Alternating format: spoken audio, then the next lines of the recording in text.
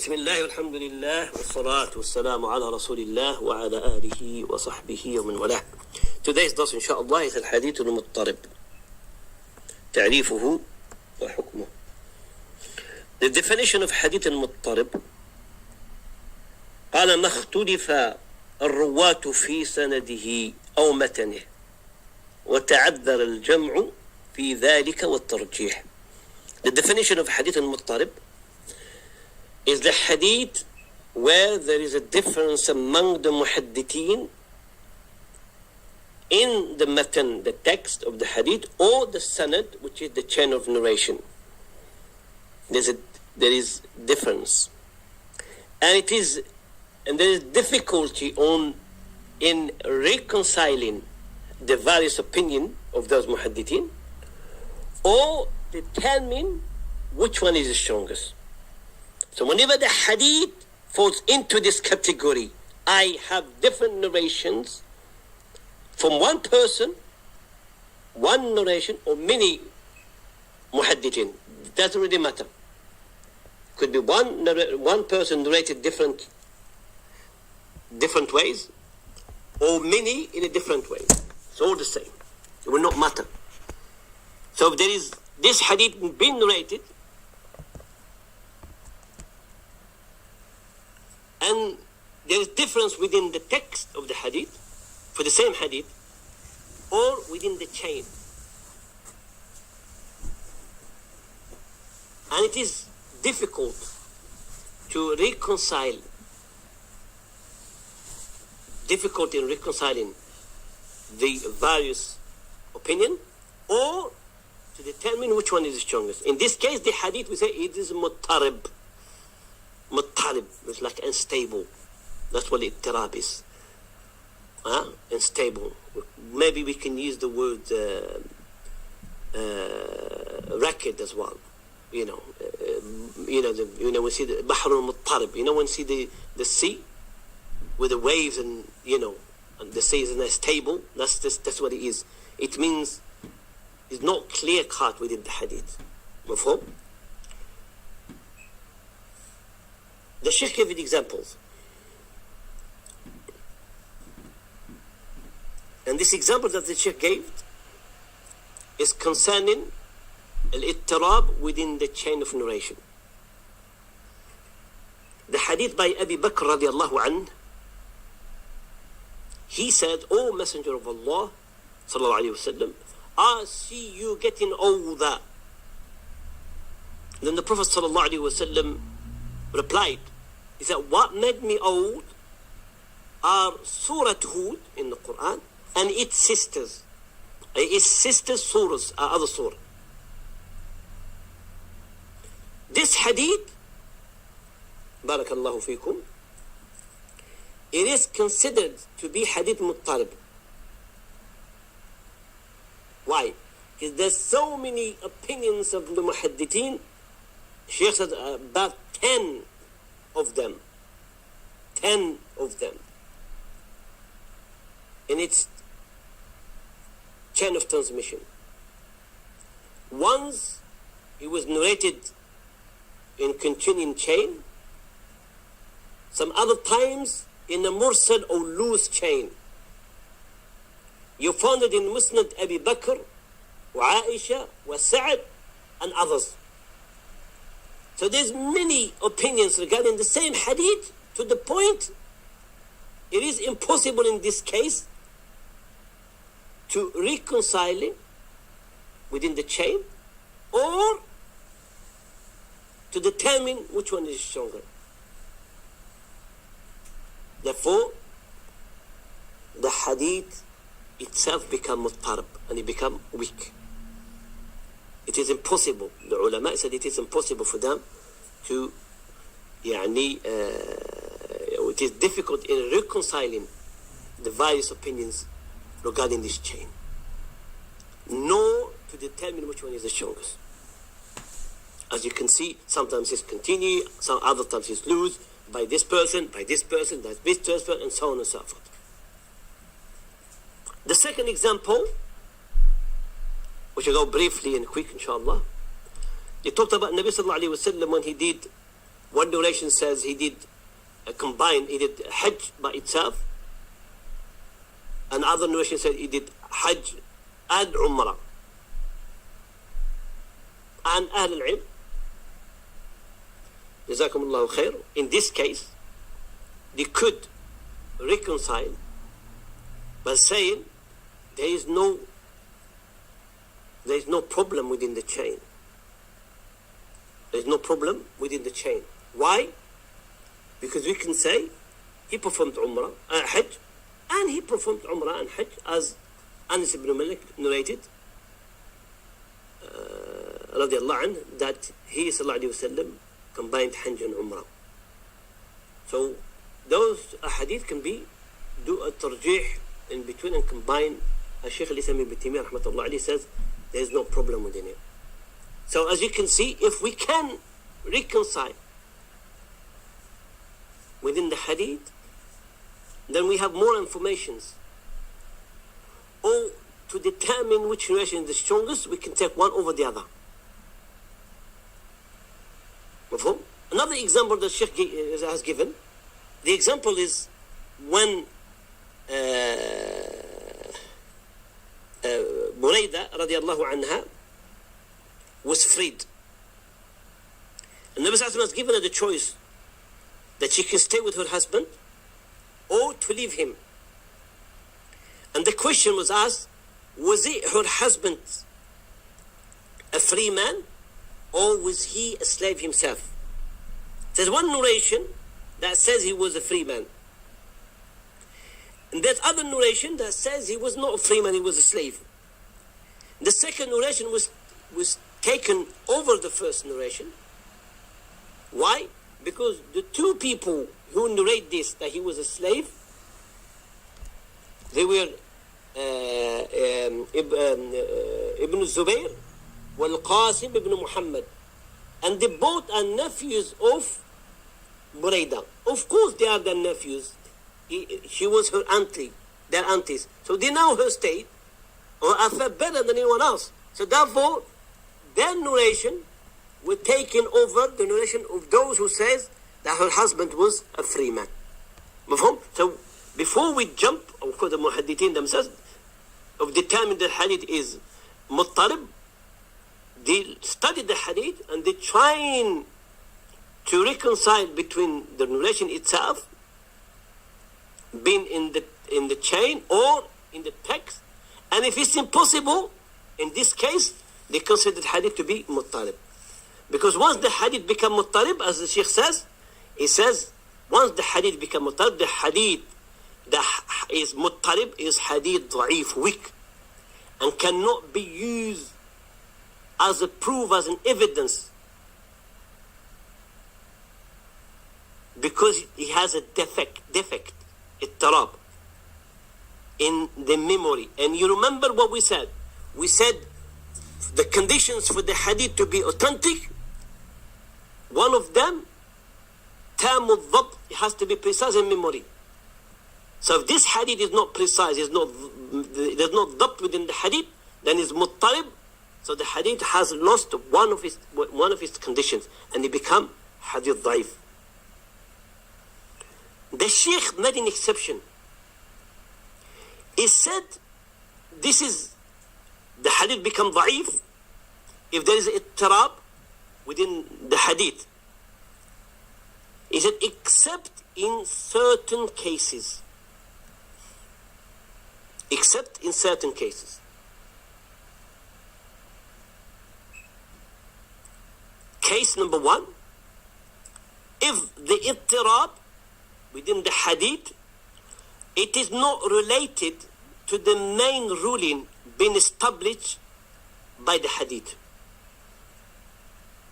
This ittirab, this different opinions within the text of the hadith, is not what the hadith was intended for. That kind of is irrelevant. I'll give you an example. They brought the hadith of Fudala ibn Ubayd. Fudala ibn Ubayd, he says he bought a chain, or not a chain, a necklace, in the day of Khaybar. He paid 12 dinar, 12 coins. And he says this necklace was made of gold and precious stone. And he said that I separated the two, and I found out that the gold itself was worth more than 12. He found that it was worth more than 12 once he separated the two. So he told the Prophet sallallahu alaihi wasallam. Then the Nabi sallallahu alaihi wasallam said, it should not be sold till it is separated.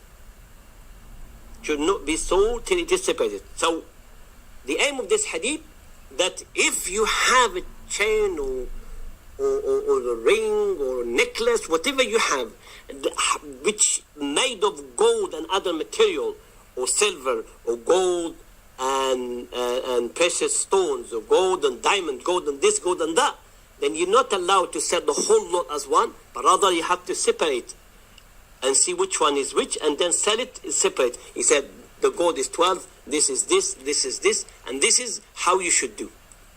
Now, what is the ittirab within the hadith? It was said that the hadith has been rated in different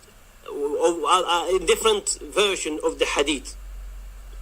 Once he said it was him. Other times it was someone else that bought it and he asked him. So it wasn't him. Once it was gold and precious stone. Once it was gold and bees.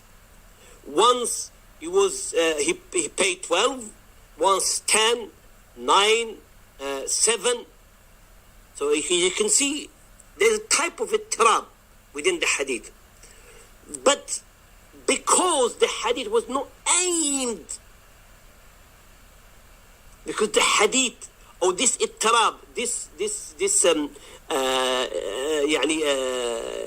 unbalanced, or this ittirab within the hadith, it is not related to the main ruling which the hadith was established for, which is, in this case, is to separate the gold from the stones, the gold from other material.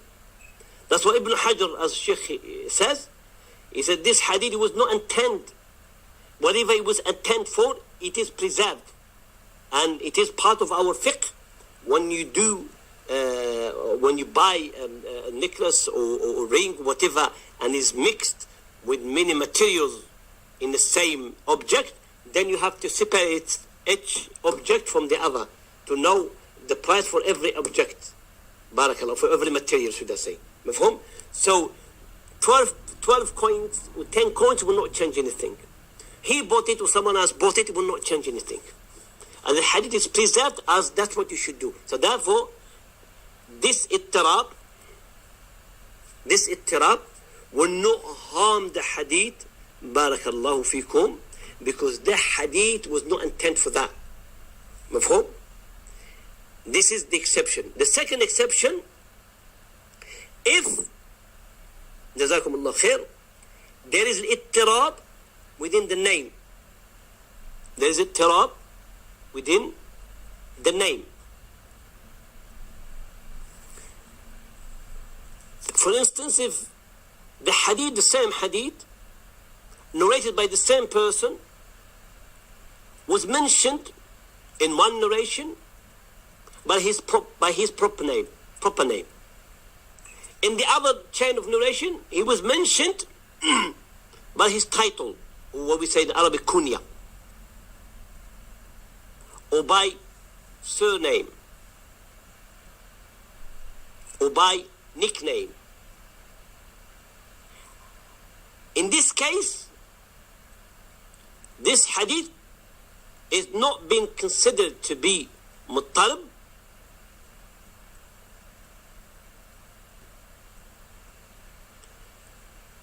because all the narrations, if there's more than two, are talking about the same person and referring to him by his nickname or his title or by his surname. But he is the same person. Sharifi, Hussam, Abu Abdullah, and go on. There's an example. It's the same brother Hussam, we know him off. But his name is Brother Sharifi. Likewise, maybe his kunya will be Abu Abdullah or Ibn Sharifi or so on and so on. So in this case, this type of ittirab will not harm the hadith. As you see, Jazakumullah khair, from the conditions of the hadith to be sahih, to be authentic, you have to be tam al-dhabt, precise in memory. The hadith al-muttarib is not precise in memory because is muttarib, is not sure within the narration who narrated it or within the text what was said in the hadith. If there is various of narration within the same hadith and it is impossible to reconcile between the narration or to determine which one is the strongest, in this case the hadith become muttarib. But if it's possible to do so, to reconcile, then we say Alhamdulillah, the hadith is not muttarib anymore. Like the example when Nabi Sallallahu Alaihi Wasallam, one narration says he did Hajj, the other narration did Hajj and Umrah together, and we have Jazakumullah khair, when did we describe him, we said we can reconcile that he did Hajj and Umrah as Shaykh Uthaymeen ibn Taymiyyah says. Mafhum?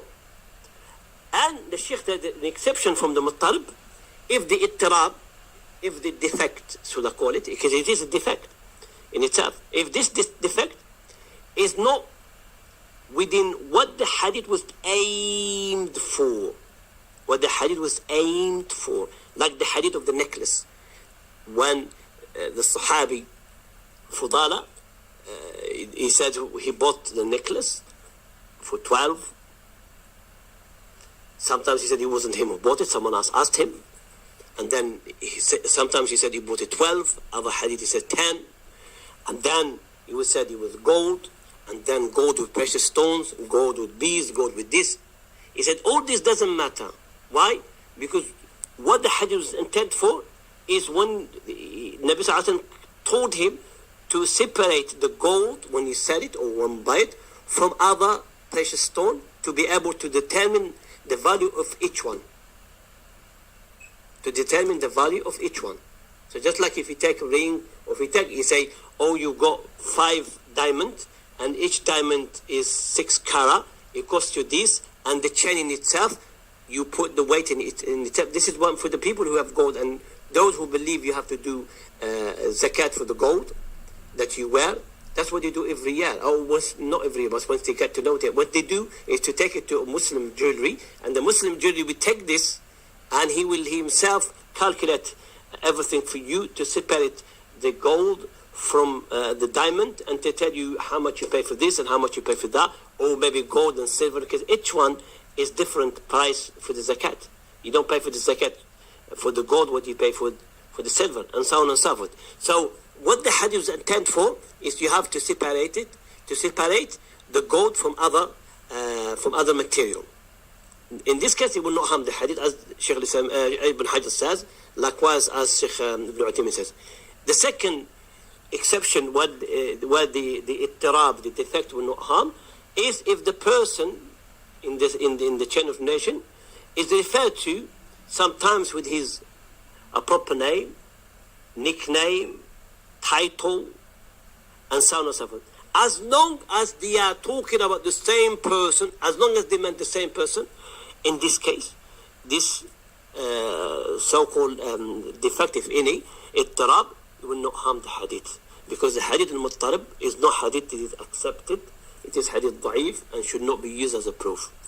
هذا والله تعالى أعلى وأعلم، ونراكم إن شاء الله الأسبوع القادم بحول الله ومنه، وسبحانك اللهم بحمدك أشهد أن لا إله إلا أنت أستغفرك وأتوب إليك، وسبحان ربك رب العزة عما يصفون، وسلام على المرسلين، والحمد لله رب العالمين، والسلام عليكم ورحمة الله